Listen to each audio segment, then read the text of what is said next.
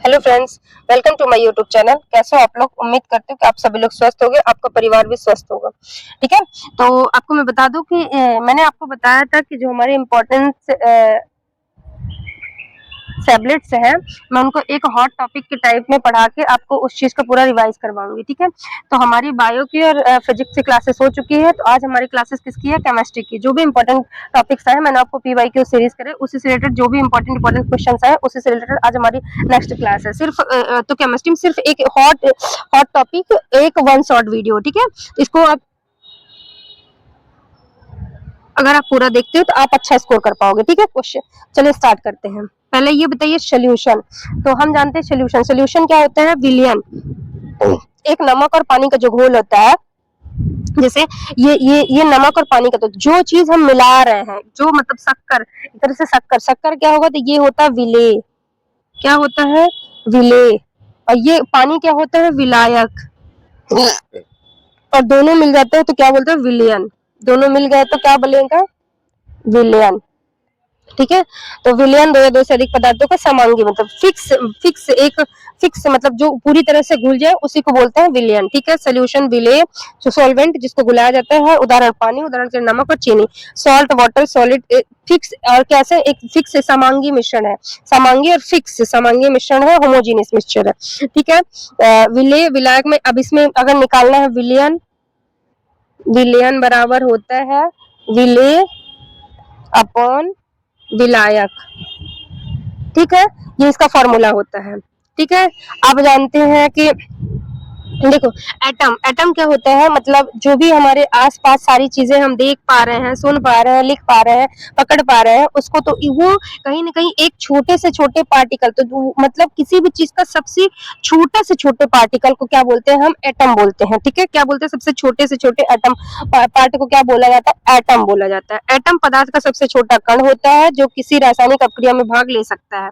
ठीक है, और परिभाषा पदार्थ का वह सबसे छोटा कण जो स्वतंत्र रूप से संयोजन अपने अस्तित्व रख सकता है, परमाणु कहलाता है। ठीक है, एटम के भाग, एटम में क्या क्या पाया जाता है? न्यूक्लियस पाया जाता है, प्रोटॉन पाया जाता है, न्यूट्रॉन पाया जाता है, इलेक्ट्रॉन पाया जाता है। क्या क्या पाया जाता है? Proton, electron, neutron. इलेक्ट्रॉन में माइनस चार्ज होता है, प्रोटॉन में प्लस चार्ज होता है, और न्यूट्रॉन में, ये नाभिक में पाया जाता है, तो इसमें क्या होता है? ये उदासीन होता है, उदासीन। ठीक है, उदासीन, ये क्या है? उदासीन। ठीक है, ठीक। अब फिर से बता रही, इलेक्ट्रॉन में माइनस चार्ज, प्रोटॉन में प्लस चार्ज, न्यूट्रॉन में उदासीन, मतलब तो। और नाभिक कैसा होता है? नाभिक में धन आयन पाया जाता है। नाभिक में क्या पाया जाता है? कौन सा आयन पाया जाता है? धन आयन पाया जाता है। क्या पाया जाता है? धन आयन पाया जाता है। अब देखो, तो इसी को सिद्ध करने के लिए बहुत सारे अलग अलग वैज्ञानिकों ने थ्योरी दी है। जैसे एक है, पहली है डाल्टन का सिद्धांत। किसका सिद्धांत है? डाल्टन का सिद्धांत। इन्होंने क्या बताया? पदार्थ जो है बहुत छोटे छोटे कणों से बना है, जिसे परमाणु कहते हैं। एक ही तत्व के परमाणु आकार, द्रव्यमान और गुणों में समान होते हैं। क्वेश्चन पूछेगा कि डाल्टन की थ्योरी में क्या बताया गया था कि एक परमाणु, कोई भी एटम है, वो परमाणु आकार, द्रव्यमान और गुणों के आधार पर वो समान होते हैं। विभिन्न तत्वों के परमाणु भिन्न भिन्न होते हैं। रासायनिक अपक्रिया में परमाणु न तो बनते और न ही नष्ट होते। किसी भी केमिकल रिएक्शन में वैसे भी एनर्जी न तो बनती है न तो डिस्टर्ब, वो सिर्फ एक रूप से दूसरे रूप में परिवर्तित होती है। ठीक है, इसके बाद आता है जे थॉमसन का सिद्धांत। जे थॉमसन जी ये बताते हैं परमाणु का परमाणु जो है, जैसे इसे बोलते हैं plug pudding model. Plug pudding model बोलते हैं। जैसे तरबूज होता है ना, तो तरबूज में वो काले काले जो बीज होते हैं, तो इसी बोलते हैं कि एक तरबूज है, तरबूज में जो काले काले बीज है वो है इलेक्ट्रॉन। ठीक है, और उसमें क्या पाया जाता है? उसमें माइनस चार्ज होता है। यही होता है मतलब एटम। इसी तरह से एटम बना हुआ है। ये किसने बताया था? सर जे थॉमसन ने। प्लग पुडिंग मॉडल किसने दिया था? ये भी याद रखो, प्लग पुडिंग मॉडल किसने दिया था? जे थॉमसन जी ने दिया था। ठीक है, इन्होंने धनायन गोले के समान जिसमें इलेक्ट्रॉन जुड़े होते हैं, एक धनात्मक गोले के समान परमाणु एक धनात्मक गोले के समान होता है, जिसमें इलेक्ट्रॉन जो है जुड़े होते हैं। ठीक है, अब आते हैं इसके बाद रदरफोर्ड का सिद्धांत। उन्होंने क्या बताया? 1100 कब बताया था इन्होंने? सबसे इंपॉर्टेंट यही है, सबसे IMP। ठीक है, इंपॉर्टेंट है कि इन्होंने नाभिक की खोज की थी। इन्होंने बताया, इन्होंने सोने की पन्नी, आपने पढ़ा होगा बचपन में, सोने की पन्नी के ऊपर मतलब सोने की बमबारी करवाते हैं और उन्होंने पाते हैं कि कुछ कुछ रे सीधा निकल गई, कुछ लेफ्ट चल गई, कुछ वापस आ जाती है। तो इससे साबित होता है कि जो सीधी निकल गई तो वो उदासीन थी, जो लौट के आ गई तो अगर प्लस है तो तभी वो प्लस वाली एक दूसरे को रिप्लेस करता है, ठीक है। और कुछ चीजें वहीं रह गई तो वो एक दूसरे को अट्रैक्ट कर ली, तो ठीक है। तो इन्होंने किसकी खोज की थी? नाभिक की खोज की थी। परमाणु के केंद्र को अत्यंत छोटा, घना एवं धनात्मक नाभिक। कैसा ये कैसा होता है? प्लस आयन होता है। नाभिक में कौन सा आयन होता है? नव। अधिकांश भाग रिक्त स्थान होता है। इलेक्ट्रॉन नाभिक के चारों ओर चला, और ये इलेक्ट्रॉन जो है नाभिक के चारों ओर चक्कर लगाता है, ठीक है। आप फिर से बता रही हूँ, नाभिक में कौन सा चार्ज होता है? प्लस चार्ज होता है, मतलब प्लस चार्ज होता है, और जो इलेक्ट्रॉन्स होते हैं नाभिक के चारों ओर चक्कर लगाते हैं। इलेक्ट्रॉन में कौन सा मतलब आयन पाया जाता है? ऋण आयन पाया जाता है, मतलब माइनस चार्ज होता है, ठीक है। इसके बाद आता है बोर का सिद्धांत। किसका? बोर का बोर थ्योरी। इलेक्ट्रॉन निश्चित कक्षाओं में नाभिक के चारों ओर घूमते हैं। इन कक्षाओं की ऊर्जा निश्चित होती। इलेक्ट्रॉन एक कक्षा से दूसरी कक्षा में कूदते समय ऊर्जा को अवशेषण उत्सर्जन करते हैं।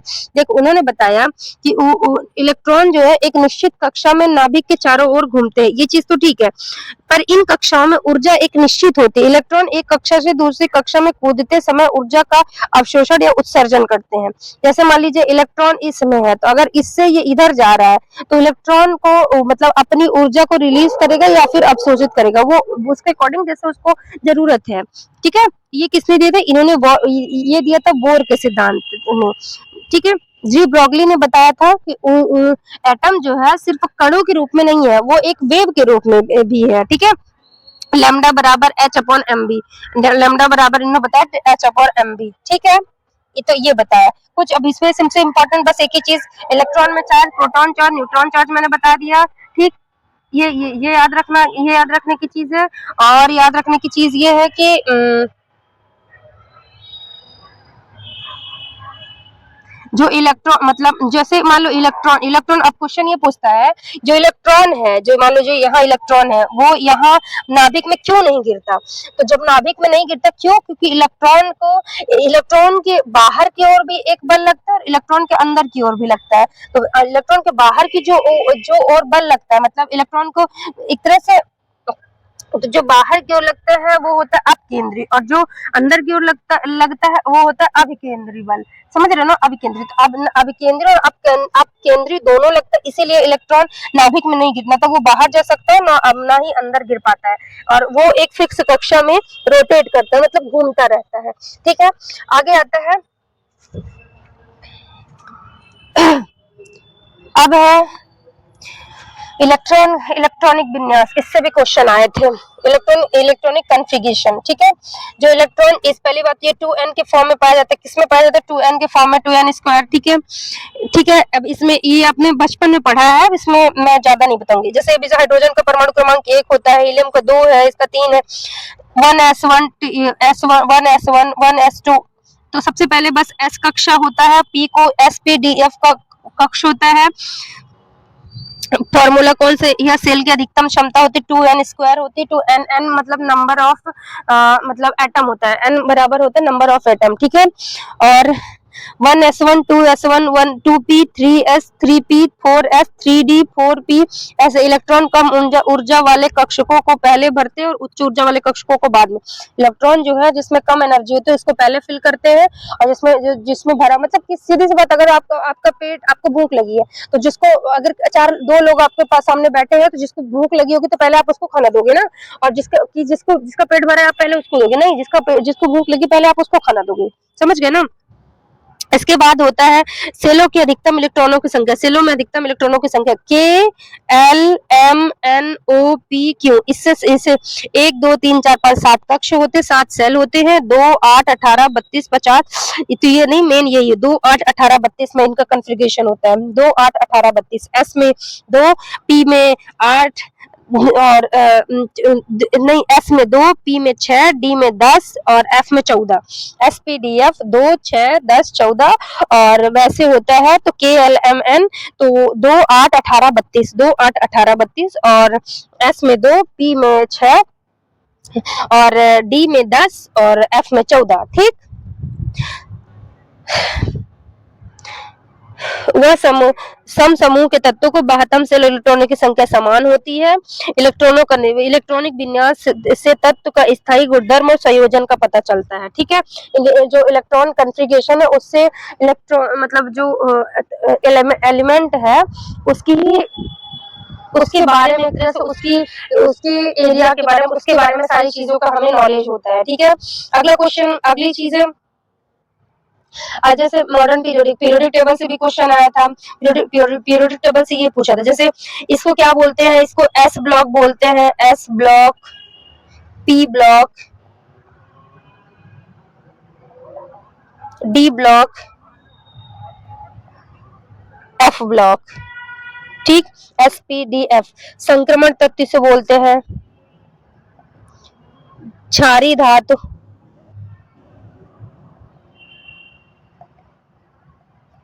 क्षारीय मृदा धातु,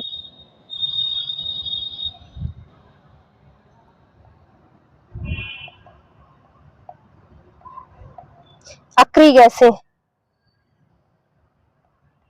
निष्क्रिय गैसें, सॉरी निष्क्रिय गैस, नोबल गैसेस को नोबल गैसेस बोला जाता है।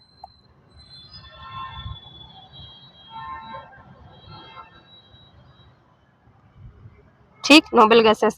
देखिए एस ब्लॉक, एस ब्लॉक, ये symbol one, S block, P block, D block, F block, near मतलब नोबल गैसेस। ठीक है, अब ये होता है जैसे किसी भी एटम का, इस एटम का ये जो ऊपर लिखा होता है इसको बोलते हैं परमाणु क्रमांक, जो ये होता है उसका परमाणु द्रव्यमान, और ये होता है उसका प्रतीक। ठीक है, तत्व का नाम, ये सोडियम, ये है उसका एटॉमिक मास 22 और परमाणु क्रमांक है सोडियम का परमाणु क्रमांक होता है 11। क्या है, ये गलत है, यहाँ पास 11 होगा। ठीक है, सोडियम का परमाणु क्रमांक 11 है। इसको बोलते हैं, इसको ऐसे वाले सब जो हॉरिजॉन्टल होता है उसको समूह बोलते हैं, और मतलब जो लेटा हुआ होता है, जो हॉरिजॉन्टल होता है, जो एक्स अक्ष के होता है उसको बोलते हैं समूह, जो वाई अक्ष के होता है उसको बोलते हैं आवर्त। क्या बोलते हैं, जो वाई अक्ष की तरह होता है उसको बोलते हैं आवर्त, जो एक्स के अक्ष के अकॉर्डिंग होता है उसको बोलते हैं ग्रुप, समूह। ठीक है, आधुनिक आवर्त सारणी में कुल 118 तत्व हैं, 7 आवर्त, 8 18 समूह, 7 आवर्त, 7 पीरियड्स और 18 ग्रुप्स हैं। तत्वों के परमाणु क्रमांक में बढ़ते क्रम में व्यवस्थित, इसको कैसे व्यवस्थित, परमाणु क्रमांक के आधार पर इसको व्यवस्थित किया गया है। समूह 1 में क्षारीय धातु और समूह 17 में हैलोजन समूह। समूह 1 में ये है क्षारीय धातु, ये है क्षारीय मृदा धातु। ठीक है, और समूह 18 के तत्व को निष्क्रिय नोबल गैसेस कहते हैं। लेंथेनॉइड 57 से 51 और एक्टिनाइड 89 से 103 एफ ब्लॉक कहते हैं। ठीक, ये लेंथेनाइड और एक्टिनाइड, लेंथेनाइड किससे स्टार्ट होता है, तो लेंथेनाइड स्टार्ट होता है 57 से, और एक्टिनाइड और खत्म किसमें होता है, तो लालू ला से स्टार्ट होता है, लू पे खत्म होता है, जो 57 से स्टार्ट होता है, 71 पे 57 लालू 57 71 से हार गए। लालू जो है 57 71 से हार गए, लालू जो है 57 71 से हार गए। ठीक है, ला, ये देखना, ला और लू 57 71 से। ये पूछ सकता है ना कि लेंथेनाइड कौन से नंबर से सब होता है, किस पे खत्म होता है। एक्टिनाइड एसी लारा किससे, एसी लारा वर्जीनियम, एसी 89 से चालू होता है और 103 पे, एसी 89 से चालू होता है और 103 पे खत्म होता है। ठीक है, एसी 89 से चालू होता है और 103 पे खत्म होता है, और इलेक्ट्रोनाइट 57 से चालू होता है, 71 पे लालू। ठीक, अब कुछ और एक्स्ट्रा फैक्ट्स जानते हैं।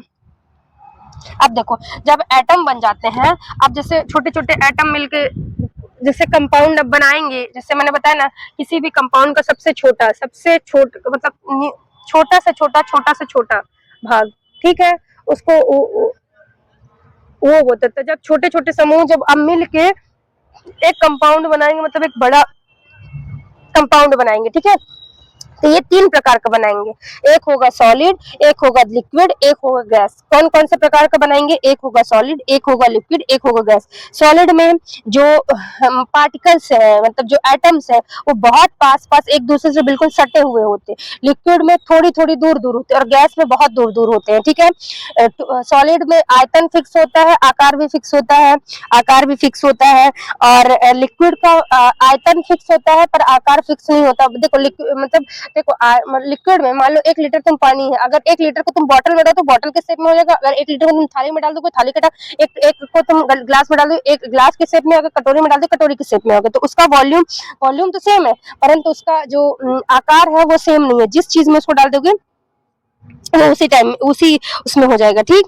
और गैस गैस के जो पार्टिकल्स है वो बहुत दूर दूर होते हैं, तो उसको उसमें तो ना उसका आयतन फिक्स होता है और ना उसका आकार निश्चित होता है, ठीक। अब अगर सॉलिड से कोई चीज, जब से सॉलिड का एग्जांपल क्या है? बर्फ, लिक्विड पानी, गैस, भाप, ठीक। सॉलिड से अगर कोई चीज सॉलिड से लिक्विड में बदल रही तो उसको क्या बोलेंगे? गलनांक। मतलब बर्फ है, बर्फ से पानी बना तो उसका गलनांक मतलब वो चीजें गल गई, ठीक है। अब अगर पानी से वो भाप बन गया तो वो भाप मतलब वाष्पीकरण उसका हो गया, ठीक है। अब अगर कोई चीज भाप बनी है मतलब गैस में है, अब गैस के फॉर्म में अगर कोई लिक्विड के फॉर्म में आ जाए तो अगर तो उसको क्या बोलते हैं? उसको कंडेंशन बोलते हैं। लेकिन सपोज अब मैं इसका भी एग्जांपल बता, देखो हम जैसे आप खाना बनाते हो, खाना बनाते में ही भाप उड़ती है, खाना बनाते हीट बहुत ज्यादा हीट 100 डिग्री सेल्सियस हो गया तो पानी जो है उबलने लगा, भाप के फॉर्म में बनने लगा।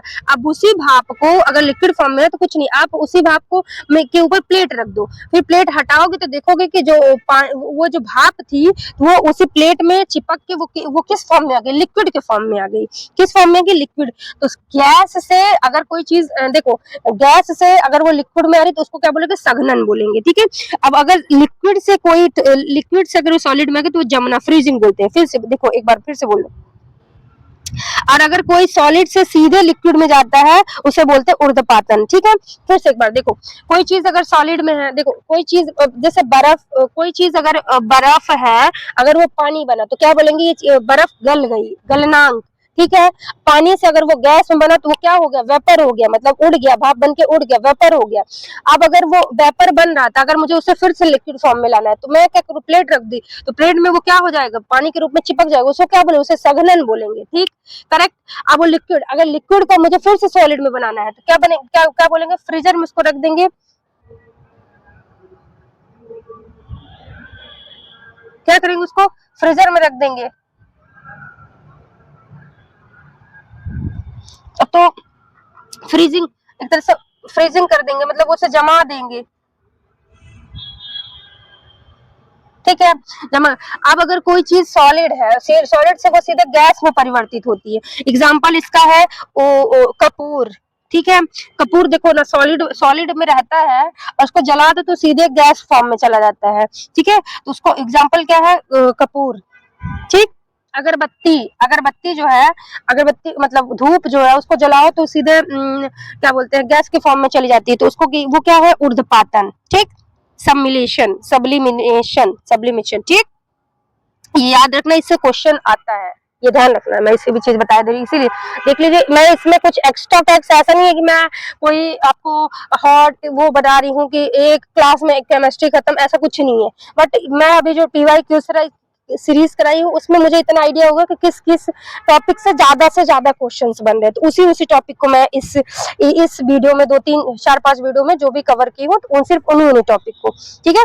अब जैसे ठोस है, ठोस का द्रव में बदलना, गलनांक, बर्फ का पानी में बदलना, द्रव का ठोस में बदलना, जमना, फ्रीजिंग, पानी का बर्फ में बदलना, द्रव का गैस में बदलना, वाष्पीकरण, पानी का वाष्प भाप में बदलना, गैस का द्रव में बदलना, कंडेंशन, सघनन, जल वाष्प का पानी में बदलना, ठोस का गैस में बदलना, ऊर्ध्वपातन, कपूर का सीधे वाष्प में बदल जाना, गैस का ठोस में, अब कोई गैस है, ऊर्ध्वपातन, विलोम, इसे डिपोजिशन, जल वाष्प का सीधे बर्फ में बदलना, ठीक है। महत्वपूर्ण तथ्य, तापमान बढ़ने पर ठोस द्रव गैस में परिवर्तित हो जाता है, तापमान बढ़ने पर जो ठोस है वो द्रव फिर गैस में परिवर्तित हो जाता है, तापमान घटने पर गैस जो है वो द्रव में फिर ठोस में परिवर्तित हो जाती है। जैसे इसका बेस्ट एग्जांपल वही पानी है, पानी बढ़ा है, पहले बर्फ था, फिर लिक्विड बनेगा, फिर गैस बन जाएगा। अब कोई चीज जब बहुत ज्यादा ठंड है तो वो ठोस है, अब फिर वो द्रव है, फिर गैस में बन जाएगी। ठीक है। प्रत्येक पदार्थ का गलनांक क्वथनांक ऊर्ध्वपातन अलग अलग होता है। द्रव का आयतन निश्चित होता है परंतु आकार पात्र के अनुसार बदलता रहता है। गैस का न तो निश्चित आकार होता है और न ही आयतन। सभी परिवर्तन तापमान और द्रव पर निर्भर करते हैं। सभी जो परिवर्तन है वो किस पर निर्भर करते हैं? तापमान और तापमान दाब पर निर्भर करते हैं। ठीक है। उदाहरण, ठोस का पानी में, पानी का जल वाष्प में, जल वाष्प का पानी में, कपूर का वाष्प में, वाष्प का ठोस में। ठीक। अब आते हैं अगला। गला दर्द करने लगा, समझ रहे हो? सोचो अभी कितने बज रहे, रात के 12 बज रहे हैं और मैं आपके लिए क्लास रिकॉर्ड कर रही हूँ। कितनी मेहनत लगती है। चलिए, बाकी मेरा तो काम ही है, आपका सिलेक्शन दिलाना मेरा तो काम है। फिर आता है एसिड एंड बेस, मतलब अम्ल क्या होता है, क्षार क्या होता है। ठीक है। अब बताते हैं एसिड। एसिड जिस पदार्थों का स्वाद खट्टा होता है उसे अम्ल कहते हैं। अम्ल नीले टेस्ट। अम्ल का उदाहरण मैंने बताया था, अनीला। आ से अम्ल, नीले को लाल कर देता है, नीले को लाल कर देता है। अम्ल नीले को ये लाल कर देता है। ठीक है।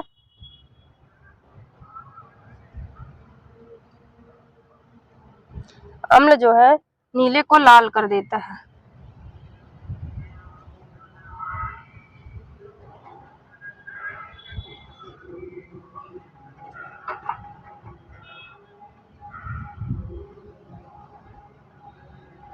अगला क्वेश्चन है, अम्ल और क्षार। क्षार बेस, बेस जिन पदार्थों का स्वाद कड़वा होता है उसे क्षार कहते हैं। क्षार लाल लिटमस को नीला करते हैं, बस उसी को उल्टा है ये। क्षार पानी में OH आयन देता है और अम्ल पानी में H आयन देता है। क्षार जो है पानी में पानी में अगर OH आयन दे रहे तो वो क्या है, क्षार है।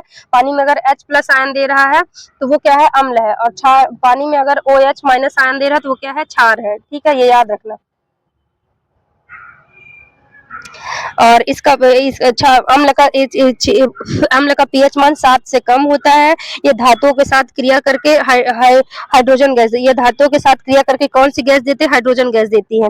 उदाहरण के लिए हाइड्रोक्लोरिक अम्ल, हाइड्रोक्लोरिक अम्ल, सल्फ्यूरिक अम्ल, एसिटिक अम्ल, नाइट्रिक अम्ल, नींबू, सिरका, दही आदि। ठीक है। और स्वाद, ये इसका पीएच मान 7 से अधिक होता है। ये स्पर्श में चिकने फिसलनदार होते हैं। Sodium hydroxide, potassium hydroxide, calcium hydroxide, magnesium hydrate, साबुन, डिटर्जेंट, ब्लीचिंग पाउडर इत्यादि। ठीक। अब ये है हमारा पीएच। इसके लिए क्या है, पीएच इसके लिए ये जो 7 पे होता है 7, इसको क्या बोलते हैं, इसको न्यूट्रल बोलते हैं। ठीक है, न्यूट्रल बोलते हैं। 7 से इधर वाला पूरा अम्ल होगा और 7 से इधर वाला पूरा और इधर प्लस वाला होगा क्षार। ठीक। जितना ही ज्यादा, जितना कम, जैसे इसका 0, जिसका 0 होगा तो उसका सबसे ज्यादा अम्लीय होगा, एक उसका भी अम्लीय होगा। समझ रहे हो ना? और ऐसे ही क्षार में जिसका 14 होगा वो बहुत क्षारी होगा। ठीक है।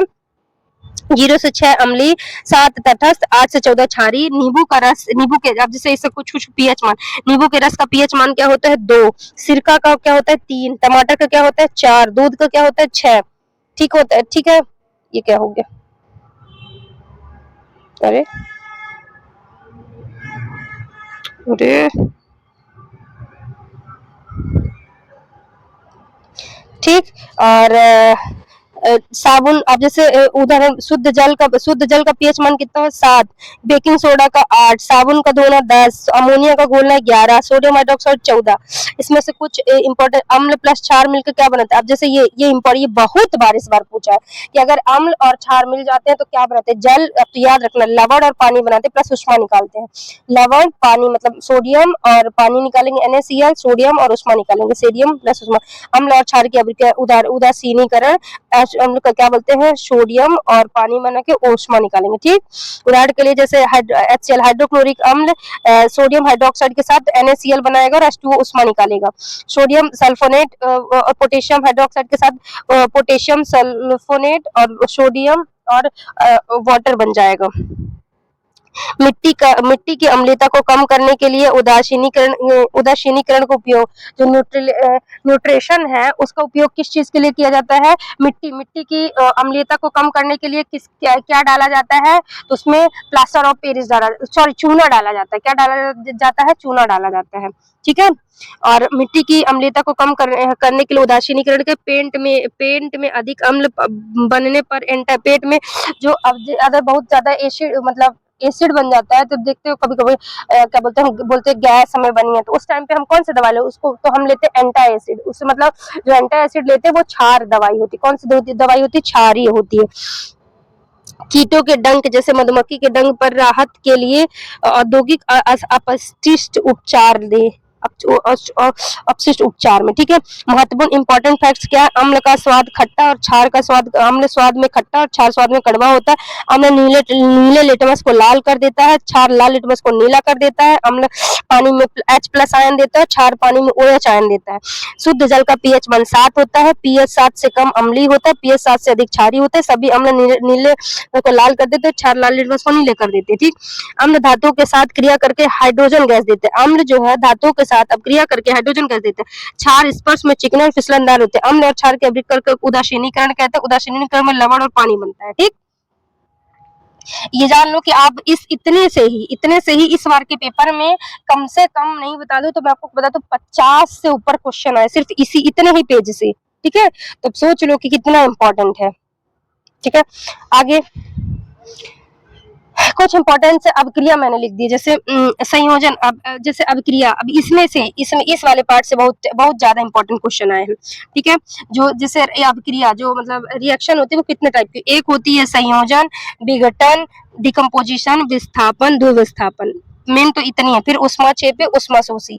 ठीक है। संयोजन मतलब संयोजन मतलब एक तरह सीधे से बात समझ रहे हैं, एक चीजों से जुड़ना है। संयोजन मतलब किसी चीज से जुड़ना। अगर हाइड्रोजन से ऑक्सीजन जुड़ गया तो क्या बना? हाइड्रोजन H2 मतलब पानी बन गया। तो ये जुड़ा ना, हाइड्रोजन से ऑक्सीजन क्या बोले? जुड़ना। ये क्या है? संयोजन। अब विघटन मतलब एक चीज रहेगी, एक से टूटकर वो दो बनेगा। कैल्शियम कार्बोनेट से क्या बना? कैल्शियम ऑक्साइड और कार्बन डाइऑक्साइड बना। क्या बना? कैल्शियम मतलब विघटन मतलब एक कंपोनेंट से दो कंपोनेंट टूटकर बनना। ठीक। विस्थापन मतलब एक चीज को उसकी जगह से हटाकर मतलब जैसे जिंक है और कैल्शियम वो कॉपर सल्फेट था, तो जिंक के साथ अब ये क्या बना? जिंक सल्फेट बन गया और कॉपर निकल गया। ठीक है। तो एक कंपोनेंट से उसका एक जगह को विस्थापित करके एक ही कंपोनेंट बनना, तो उसको क्या बोलते हैं? विस्थापन अभिक्रिया। अगर एक बनेगा तो क्या बनेंगे? विस्थापन। अगर दो बन रहे हैं, जैसे ये बेरिलियम क्लोराइड और ये सोडियम नहीं सोडियम सल्फेट, तो इसमें एक कंपाउंड ये है, एक कंपाउंड ये है, तो इसमें ये इसको रिप्लेस करके और ये इसको, तो मतलब एक तरह से दो कंपाउंड बन रहे, तो क्या बनेगा? दो विस्थापन। अब एक ऊष्माक्षेपी ऊष्माशोषी एक ऐसी रिएक्शन होती है जिसमें वो निकलता है, मतलब एक तरह से गैस निकलती है, और एक जिसमें गैस नहीं निकलती, सोखती है, जिसे जो बिना बुझा चूना होता है, जो बिना बुझा चूना, सिंपल सा बिना बुझा चूने को कैल्शियम कार्बोनेट में कैल्शियम ऑक्साइड मतलब कैल्शियम ऑक्साइड में अगर आप पानी को डालते हैं तो वो गर्म हो जाता है और भाप निकल के मतलब बुलबुले की तरफ से गैस निकलती है, तो क्या निकलती है? कार्बन डाइऑक्साइड निकलती है, उष्मा निकलती है। ठीक है। और उष्मा शोषी में कैल्शियम कार्बोनेट में कैल्शियम ऑक्साइड और कैल्शियम कार्बन डाइऑक्साइड निकलती है, इसे क्या बोलते हैं? उष्मा शोषित। क्या बोलते हैं? उष्मा शोषित मतलब अभिक्रिया में जो उष्मा है वो शोषण मतलब वो सूख रही है। ठीक। अब संतुलित रासायनिक समीकरण, जिस रासायनिक समीकरण में समीकरण को दोनों और परमाणुओं की संख्या समान होती है उसे संतुलित समीकरण कहते हैं। संतुलित समीकरण ये मिलकर 2HNO3 असंतुलित समीकरण मतलब जैसे जितने कंपोनेंट इधर है उतने कंपोनेंट इधर भी होना चाहिए, उसको बोलते हैं संतुलन। ठीक है। अब जैसे ये भी इम्पोर्टेंट इस बार खूब आया है, ऑक्सीकरण, जिसमें रिडॉक्स वाला तो मैं शायद आगे मैं आपको लिखी हूँ।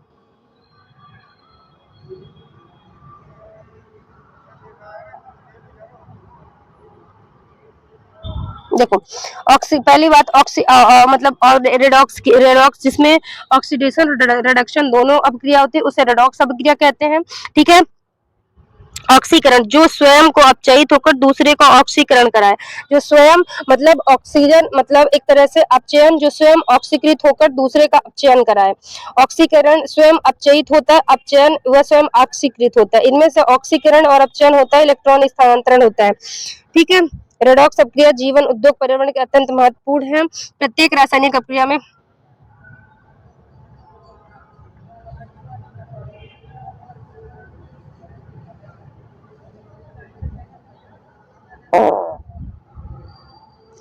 द्रव्य संरक्षण करने सभी रासायनिक अपक्रियाओं पर लागू होते हैं। प्रत्येक अगला मैं इसमें आपको बता दूं रेडॉक्स अपक्रिया। देखो ये चीजें तो मैंने बता दी। संयोजन क्या होता है, वियोजन क्या होता है, विस्थापन क्या, द्विविस्थापन क्या होता है, दहन क्या होता है, कंपोजिशन, और उदासीनीकरण क्या होता है, अवक्षेपण क्या होता है, ऑक्सीकरण क्या होता है। ठीक है।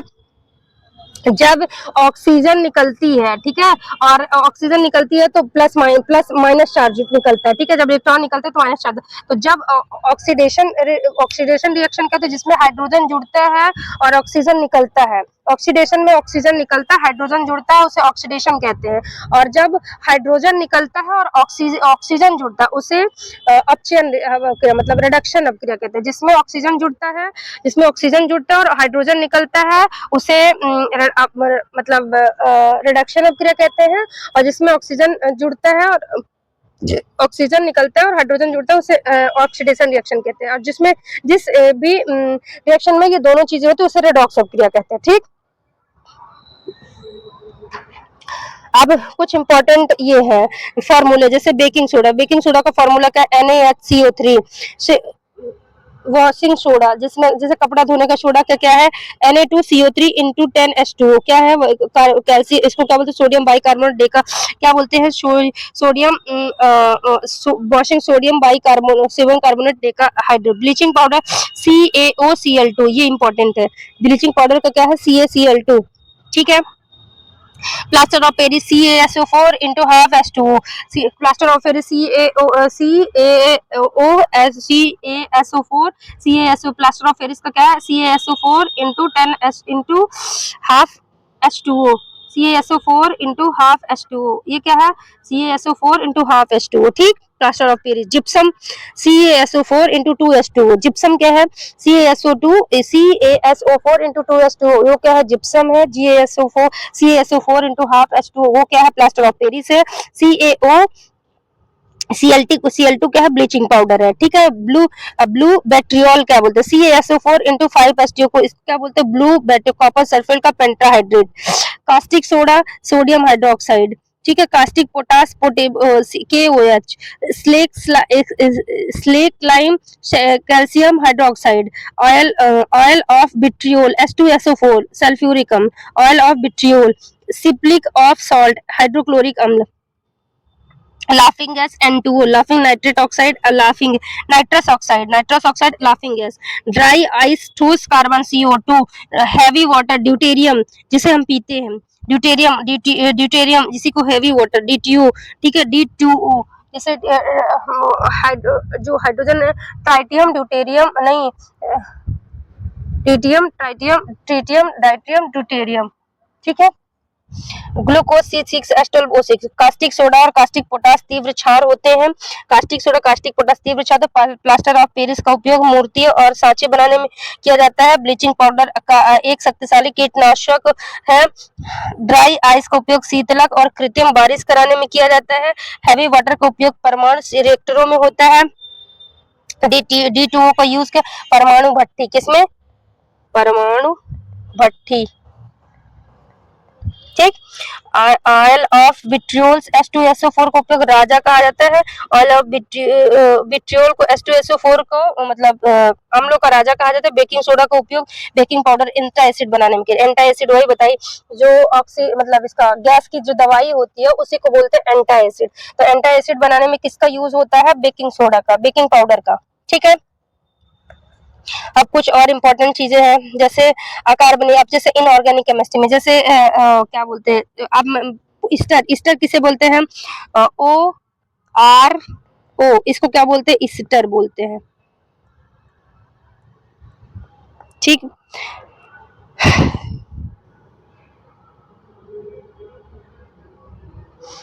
ये वही जैसे निम्नलिखित में से किसका सूत्र सोडियम बाइकार्बोनेट बेकिंग सोडा में NaSCO3 NaSCO3। जिप्सम का सूत्र gypsum NaCaSO4 plaster of CaSO into 2H2O plaster of Paris plaster into half SO4 bleaching powder CaCl2 CaOCl2 ठीक CaOCl2 ठीक। और ये washing soda sodium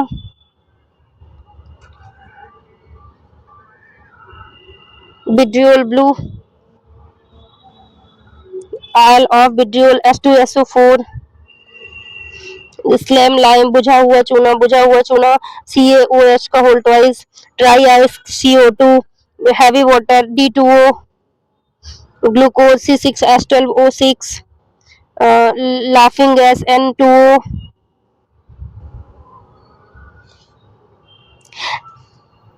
HCl caustic soda caustic potash caustic soda NaOH caustic soda किसे बोलते हैं caustic soda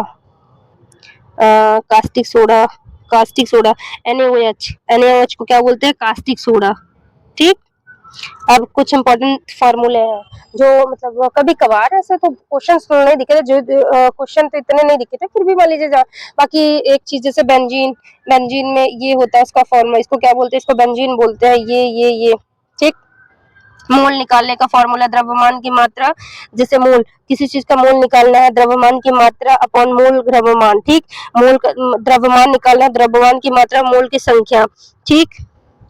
और मोलारता molality नॉर्मलता मोलरता निकालने के विलेय के मोल और विलायन का आयतन मोलैलिटी में विलेय के मोल विलायक का द्रव्यमान नॉर्मलता में समतुल्य भार विलयन का आयतन ठीक। और प्रॉपर्टीज और मिलियन ये इंपॉर्टेंट है ठीक। गैसों का नियम बॉयल का नियम PV equal to RT KT लिखा है KT नहीं RT है PV इक्वल टू RT है। चार्ल्स का नियम हाफ V upon T is equal to K is equal to V upon P Charles का नियम K upon T upon is equal to P K upon V upon P ये क्या है Charles का नियम है।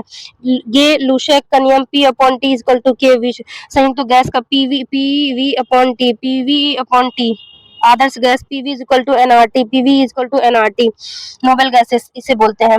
इसका R की वैल्यू कितनी है 0.0 और STP पर किसी गैस का एक मोल का आयतन 22.4 लीटर होता है। समय स्थिरांक ये तो इम्पोर्टेंट नहीं है इतना। फैराडे का नियम M is equal to JLT और इसके बाद उष्मा का आंतरिक ऊर्जा उष्मा बराबर U equal W upon T होता है। और इसके बाद इम्पोर्टेंट और है रेट निकालने के लिए delta A upon delta T hydrocarbon के लिए ये इंपॉर्टेंट है जैसे एल्केन एल्कीन एल्काइन क्या है alkane alkene alkyne alkane CnH2n+2 CnH2n+2 alkene CnH2n और alkyne CnH2n-2 alkene alkene alkyne CnH2n+2 में जाएगा तो एल्केन एल्कीन CnH2n फिर एल्काइन CnH2n-2 ठीक। इसके बाद बस हाइड्रोजन का प्रतिशत हाइड्रोजन का द्रव्यमान यौगिक का द्रव्यमान इंटू 100 रासायनिक समीकरण को सदैव संतुलित इकाई आवश्यक लिखे स्टापी एक आयतन एक मोल आवश्यक आदर्श गैस का PV is equal to NRT ठीक। यही इसका हो। चलिए मिलते हैं बाद में। सेशन अच्छा लगे तो प्लीज लाइक शेयर सब्सक्राइब करना। प्लीज पेपर देने से पहले आप 1 से 2 बार इसको जरूर देख लो क्योंकि इसी बस जितने टॉपिक में ली हूँ इसी टॉपिक से मल्टीपल क्वेश्चंस आए हैं बस उन्हीं को रिपीट बस नाम चेंज कर मल्टीपल क्वेश्चंस आए हैं ठीक है। तो प्लीज लाइक शेयर सब्सक्राइब करना। सेशन अच्छा लगे तो प्लीज शेयर करना। मिलते हैं नेक्स्ट वीडियो में। Thank you.